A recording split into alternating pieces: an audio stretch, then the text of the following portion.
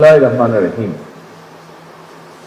আন্তর্জাতিক জাতিসংঘ শান্তিরক্ষী দিবস উপলক্ষে আয়োজিত আজকের এই অনুষ্ঠানে উপস্থিত মন্ত্রী পরিষদ সদস্য, প্রতিরক্ষা উপদেষ্টা, সেনা, নৌ ও বিমান বাহিনী প্রধানগণ, সশস্ত্র বাহিনীর সর্বোচ্চ কর্মকর্তা ও সদস্যবৃন্দ, বাংলাদেশ পুলিশ বাহিনীর প্রতিনিধিগণ,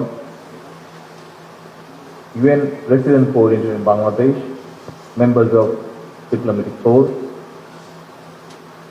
জাতিসংঘ শান্তিরক্ষা বাহিনীর সদস্য, তাদের পরিবারের সদস্যবৃন্দ এবং সম্মানিত সুধীবৃন্দ, আসসালামু আলাইকুম। আন্তর্জাতিক জাতিসংঘ শান্তি রক্ষা দিবসের এই দিনে আমি সারা বিশ্বের সেই সব সাহসী শান্তিরক্ষীদের গভীর শ্রদ্ধার সঙ্গে স্মরণ করি, যারা বিশ্ব শান্তি প্রতিষ্ঠার মহান দায়িত্ব পালন করতে গিয়ে আত্মত্যাগ করেছেন। জাতিসংঘ শান্তিরক্ষা বাহিনীর সদস্য হিসাবে দায়িত্ব পালন করতে গিয়ে 1988 সাল থেকে এ পর্যন্ত বাংলাদেশের 175 জন শান্তিরক্ষী শহীদ হয়েছেন, আহত হয়েছেন অনেকে। আমি আল্লাহর দরবারে তাদের মাগফিরাত কামনা করছি। হতাহতদের শোক সন্তপ্ত পরিবারের প্রতি জানাই গভীর সহানুভূতি এবং সমবেদনা। জাতিসংঘ শান্তিরক্ষী বাহিনীর দায়িত্ব পালন করতে গিয়ে এবছর যারা শহীদ হয়েছেন, আহত হয়েছেন, আজকের এই বিশেষ দিনে তাদের পরিবারকে সম্মাননা জানাই। আমি আমার বিশ্বাস থেকে একটি কথা বলতে চাই, শুধু বাংলাদেশের জন্য নয়, জাতিসংঘ শান্তিরক্ষী বাহিনীর সদস্য হিসাবে শহীদদের এই আত্মদান যুদ্ধ বিরোধী শান্তিকামী মানুষের জন্য এক উজ্জ্বল দৃষ্টান্ত হয়ে থাকবে ইনশাআল্লাহ। তাদের এই আত্মত্যাগ প্রমাণ করে শুধু মাতৃভূমির স্বাধীনতা সার্বভৌমত্বই নয়, বরং জাতিসংঘের পতাকা তলে শান্তিরক্ষা বাহিনীর সদস্যরা বিশ্বের যে কোনো প্রান্তে যে কোনো মূল্যে শান্তি রক্ষায় বদ্ধপরিকর। উপস্থিত সুধীবৃন্দ, আমাদের শান্তিরক্ষীরা বিশ্বমঞ্চে যে গৌরব ও কৃতিত্ব অর্জন করেছেন, এটা কিন্তু খুব সহজ ছিল না। তাদেরকে শত প্রতিকূলতা, সীমাবদ্ধতা এবং কঠিন চ্যালেঞ্জের মধ্যে দিয়ে এই মহান ও মানবিক দায়িত্ব পালন করতে, একটি প্রতিকূল পরিবেশে আপনারা নিষ্ঠা ও পেশাদারিত্বের সঙ্গে বিশ্ব শান্তি প্রতিষ্ঠায় দায়িত্ব পালন করেছেন। বিশ্ব শান্তি প্রতিষ্ঠায় আপনাদের এই অবদানের প্রতি আমি গভীর কৃতজ্ঞতা এবং ধন্যবাদ জানাই।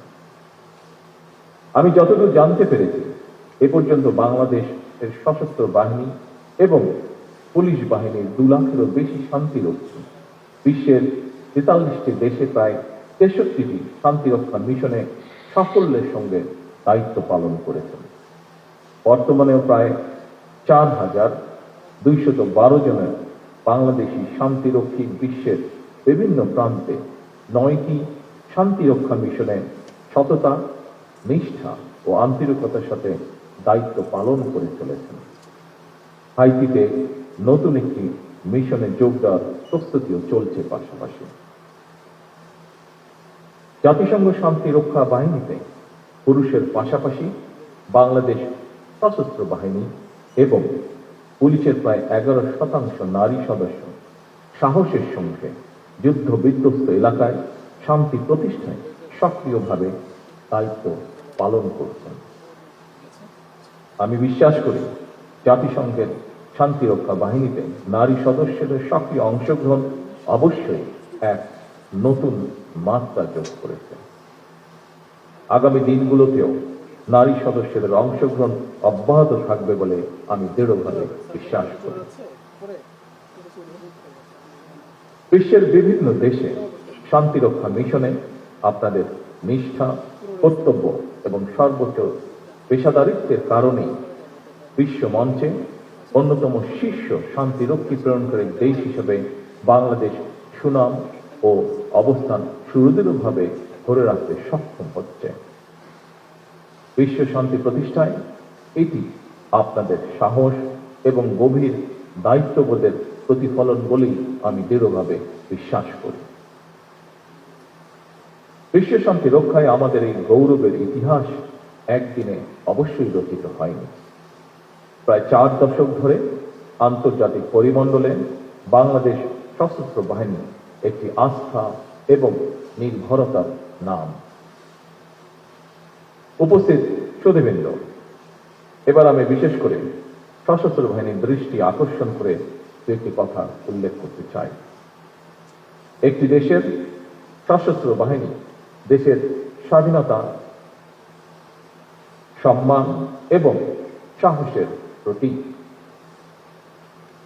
বাংলাদেশের জন্মযুদ্ধে সেনাবাহিনীর ভূমিকা ছিল ঐতিহাসিক। সেনাবাহিনীর একজন মেজর বাংলাদেশের স্বাধীনতা ঘোষণা করেছিলেন।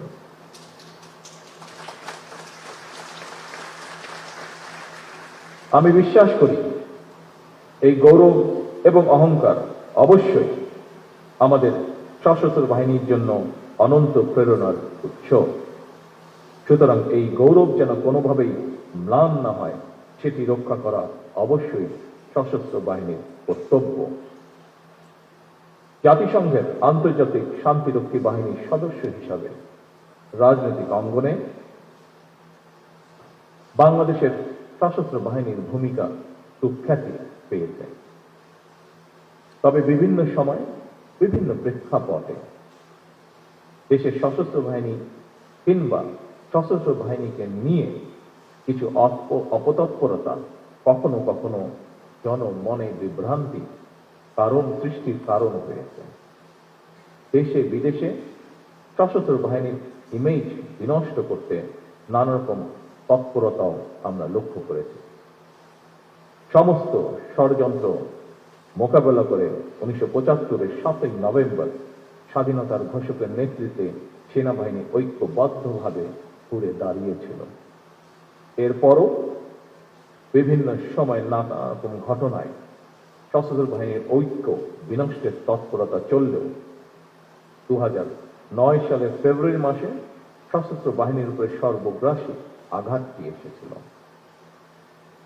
সেই আঘাতটির ফলে বাংলাদেশে কি ঘটেছিল সেটি এখানে উপস্থিত আমাদের সকলের জানা। সুতরাং ইউনিফর্মধারী বাহিনীর জন্য প্রধান বার্তাটি হল প্রফেশনালিজম, ইউনিটি, ডিসিপ্লিন এবং চেইন অফ কমান্ড ছাড়া সম্মান এবং মর্যাদার সঙ্গে টিকে থাকা কঠিন। সুতরাং শুধু অতীত চর্চা নয়, বরং অতীত থেকে শিক্ষা নিয়ে ফ্যাসিবাদ মুক্ত বাংলাদেশে বর্তমানে প্রতিটি রাষ্ট্র এবং সাংবিধানিক প্রতিষ্ঠানের সামনে স্বমহিমায় নিজেদেরকে প্রতিষ্ঠিত করার সুযোগ সৃষ্টি হয়েছে। যারা সশস্ত্র বাহিনীর দায়িত্ব পালন করছেন অথবা সরকারি কিংবা প্রশাসনে, জনপ্রশাসনে বিভিন্ন জায়গায় দায়িত্ব পালন করছেন, আমরা সবাই বাংলাদেশের নাগরিক। এই দেশটা আমাদের সবার।